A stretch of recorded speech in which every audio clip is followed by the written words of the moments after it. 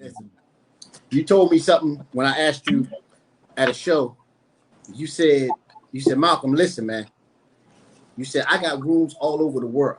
You said, yes, I'm making money all over the world. You said, and the main thing about this thing is the respect from the guys that's doing it, your peers. You said Jamie Foxx and all them niggas know when they come to New York City, they know who the fucking man is.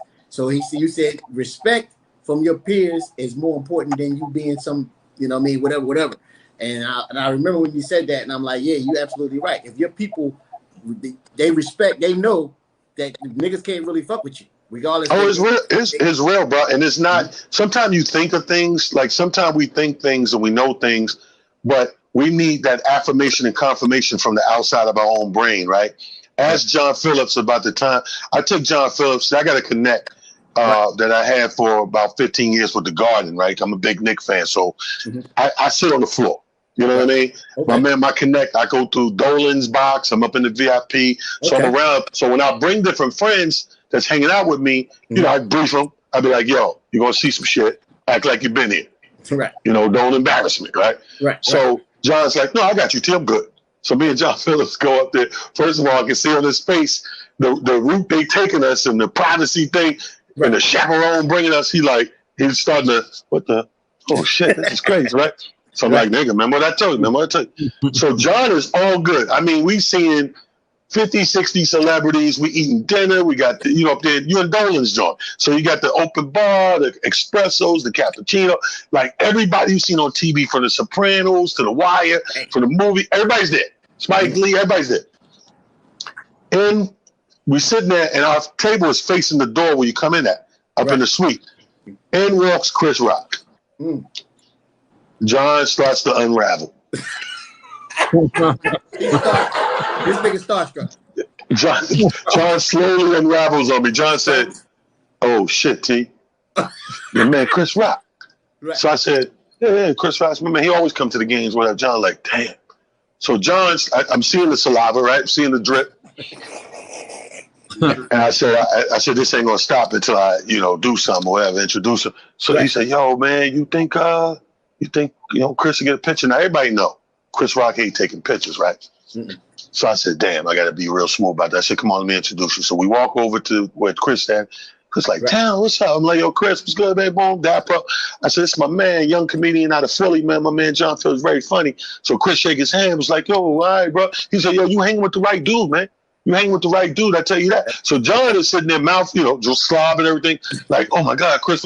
But Chris keep talking about me. So John's getting kind of confused, like, dude, you Chris Rock. But Chris like, yeah, but that nigga like that. He said, I'm me, but he's him. And he's like, so now when he keeps saying that, I said, I got my opportunity. I'm like, I said, yo, Chris, do me a favor, man. Big fan, man. Let me snap a quick picture with him. He said, yeah, for you, T-Bone. So I get the picture for John. John take the picture. Before we can tip off the ball at the game and go sit in our chairs, this nigga done posted on the gram, right? Nigga totally leaves me out.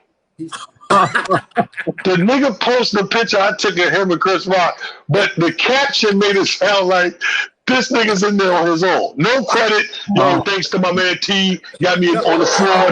None of that shit, son. It was like, ran into my man Chris Rock. Really, nigga? You ran into your man Chris Rock. Really? I was on the floor and I ran into Chris Rock. This is what I do. But talent is sitting right on the other side, but they can't even see me. Yeah, the talent just happened to be here. Really, my dude? So one night I'm in there in the same suite, and I was with my dude who works with my right-hand man, Ricky D, and we're sitting there, and Chris walks in, and he's like, speaking to everybody at the tables, all the athletes are there, the Giants, the Jets, the Yankees, all that. And he goes over to the table and said, he said, Nick, we was just talking. I'm like, we? So he's talking about, he was hanging out at the Cellar with a bunch of comics, Bill Burr, David, all these guys. And they was just drinking and laughing about guys you don't want to follow at a show. Right. And they had broke, these are sinister ass comedians. So they had broke it down geographically.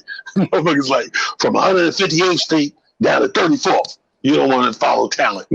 So they breaking it down. So I'm finding it funny, but in the back of my mind, I'm shaking my head like as a confirmation, like, okay, It is what I know it is. You know what I'm saying? Like, okay, it is what I know it is. Yeah. You know, and that's my thing. I would rather make $1 million in my entire career, just one, and have all the respect to my peers than to make $100 million and none of them think I'm shit.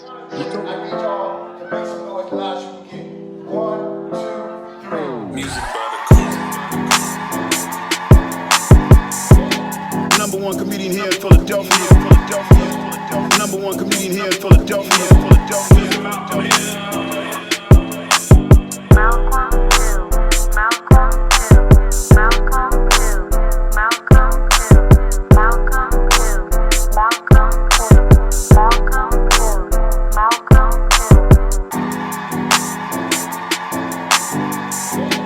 Number one comedian here in Philadelphia.